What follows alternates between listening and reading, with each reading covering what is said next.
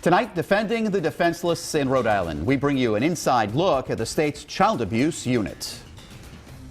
I can remember everyone, even in training, going on the police department saying how difficult child cases are, how heart-wrenching child cases are, how they will stay with you for your career, and they do. Formed by Attorney General Peter Kilmartin, the team is charged with protecting the most vulnerable of victims and cracking down on the abusers accused of these heinous crimes. Tonight, Eyewitness News reporter Jared Pliner shows us how the unit's dogged work brought one local family justice. It's a story you'll see only on Eyewitness News. Before this team formed in 2011, physical and sexual child abuse cases ended up in a catch-all of criminal prosecutions. Now they are handled by a specialized corps of police, doctors, attorneys, and advocates. Last year, the Rhode Island Attorney General's Child Abuse Unit closed nearly 100 cases of neglect and abuse against children. There's just no way to put into words what she did. It's been way too painful for all of us. Many cases went to trial, like that of Danielle Lefebvre. In 2012, the Providence mother shook and threw her 6-week-old son so violently, it put him on life support. It took little more than an hour for a jury to convict Lefebvre of first-degree child abuse. She's now serving an 18-year sentence at the ACI. You could have heard a pin drop in the courtroom. It was really astonishing that a biological mother, we're talking about the biological mother of this child. Shannon Signori is unit chief. Her team meets weekly with staff at Hasbro Children's Hospital, the Department of Children, Youth and Families, and law enforcement to investigate possible crimes against children. We found more than 2,200 cases of abuse and neglect were investigated statewide in 2015. This group handles the worst of the worst. We're usually talking about children who are not legally competent. They're not able to say what happened to them. They're maybe 3, 4 weeks old. The unit ushers victims' families through the difficult process of court trials and testimony.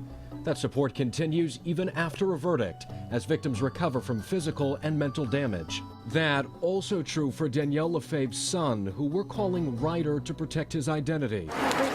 He was adopted by Don Johnson. She tells me Ryder's injuries were so extreme, doctors said it was unlikely he would ever walk or talk. She said, we're not talking about a little part of the brain.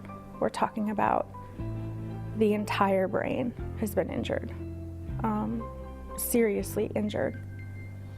And you can't just fix it. But thanks to an entire team of therapists, specialized doctors, and social workers, Ryder is now this child. Say hi, Donkey. Hi, Donkey. He's a very typical 4-year-old boy. He's funny. He has a really sharp wit. Yes, there's tragedy in this story for sure. But there are also so many miracles. Johnson tells me she considers the team that worked on Ryder's case as being part of a larger Rhode Island success story. Coming up new at 6 o'clock, a closer look at the network of people on the lookout for abuse and how you can play a role in spotting it. I'm Jared Pliner, Eyewitness News. Defending the Defenseless continues tonight on Eyewitness News at 6 here on WPRI 12. Tonight, we bring you an inside look at the state's child abuse unit, Defending the Defenseless in Rhode Island. At 5 o'clock, we told you about the Attorney General's specially trained team charged with protecting the most vulnerable victims and cracking down on the abusers. But before any of these cases ever reach trial, it takes a network of doctors and investigators and even you to spot the abuse. Reporter Jared Pliner is here now with a story you'll see new tonight only on Eyewitness News. The Rhode Island Attorney General's Child Abuse Unit handles the state's worst cases of abuse and neglect. Last year it closed nearly 100. But before a case even gets to a courtroom, often it begins in front of clinicians. At Hasbro Children's Hospital's Auburn Center, sometimes the person bringing the child in for care is also the abuser. Unfortunately, perpetrators of abuse against children most of the time will actually be a caregiver, even a biological parent. Such was the case in the trial of Danielle Lefebvre. In 2012, the Providence mother shook and threw her 6-week-old son so violently he was put on life support at Hasbro. Lefebvre told doctors and investigators she found the boy on the floor. She was later convicted of first-degree child abuse. In order to quickly remove children from the hands of their abusers, Dr. Barron says it's key that information is shared efficiently between local resources like the Department of Children, Youth and Families and police. Child welfare is involved with an investigation to ensure the safety and well-being of a child, while the police are involved in identifying if there has been a crime that has been committed. But doctors, state agencies, and police aren't the only ones on the lookout for abuse. By Rhode Island law, every person is required to report known or suspected cases of child abuse or neglect to DCYF. We checked and found the number of reports are steadily rising. In 2014, DCYF received 14,735 reports of maltreatment. That's about an 8% increase from 2012. Of those cases, 2,413 were identified and investigated as cases of abuse. That's up 6% over those same 2 years.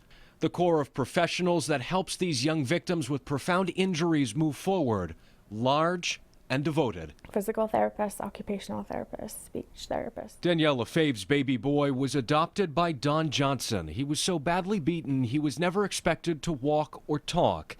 Now 4 years old, his development is nothing short of remarkable. I feel like everybody gave more than they had to, more than their job description required, not even knowing what that might look like.